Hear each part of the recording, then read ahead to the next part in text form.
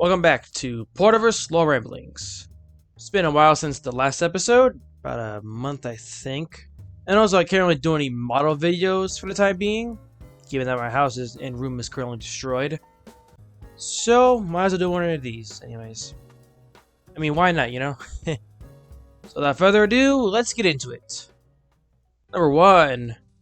Little Giant does in fact exist. However, they are much shorter in length compared to Mighty Mac, and also have trim coverings on their sides. Little Giant is a custom build by the Skarloey Railway in 1980 for the back half of the railway, which mostly consists of Fulmore and Mid-Soda railway tracks. Little Giant most commonly works with Mighty Mac, Luke, Freddy, and Proteus, and they currently wear the same yellow livery as Duncan. Number 2.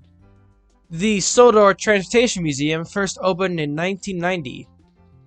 It housed a variety of subterranean vehicles, including Harold, Tiger Moth, Captain, Elizabeth, Sir Tom Had the First's car, Harvey, Jeremy, Bulstrode, Caroline, Butch, Fergus, and a lot of other various vehicles. Just anything that moves, pretty much. It will more than likely be there. The Sor Transportation Museum is located just a tad north of Ballyhoo, and they often do little demonstrations with their operational equipment. The museum will expand greatly in 2010, which saw a new mini loop for the locomotives, and new liveries for all the vehicles and engines that are housed there. And the museum still thrives to this very day. Number 3. Fergus was built in 1926 as the twin to Blue Circle. He was promptly sold to the Sodor Cement Works. He will wear the white livery of the cement works until being sold to the Crunk Sugar Mill in 1962. The sugar mill didn't really spend much time trying to decide on the livery, so they just plastered in whatever paint they had lying around, which resulted in one of the ugliest liveries ever seen on an engine for Sodor. Fergus keeled over in 1988 after being severely overworked by the sugar mill. The sugar mill didn't want to repair Fergus at all, and thus they put him up for auction. Several scrapyards were in the lead for the longest time in the auction, until a group of railway preservationists came out of nowhere to save Fergus. This group of railway preservationists will become the founders of the Sor Transportation Museum. They were looking for equipment and vehicles to put on display, and Fergus became one of the first additions. He was cosmetically restored and placed on static display in 1990, when the museum first opened. He would wear the livery seen in the TV series until being repainted into a green livery in 2010, and this we can still find Fergus today. Number 4.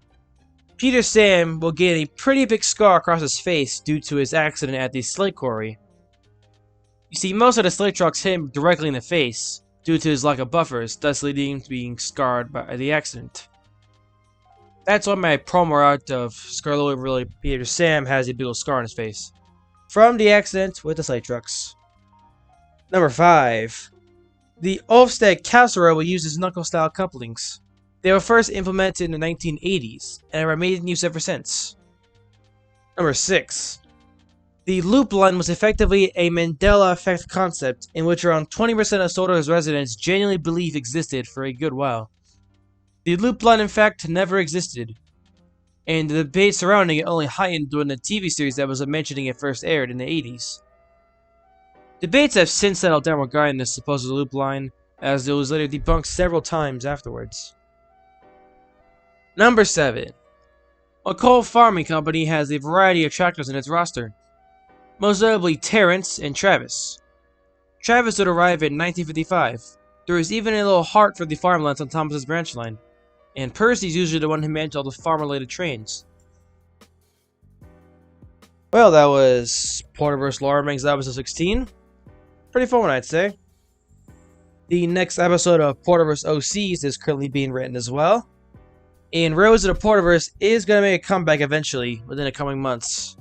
And it will be on the Big City Road. I believe I finally managed to determine a geographical location for it without having to obstruct anything that's already pre-existing. There's no guarantee release date for that yet, but just know it'll happen eventually. And I think that's all the updates I have for now. So let's get to the outro then. Thank you all very much for watching this episode of Porterverse Lore Ramblings, and I shall see you all same time next week.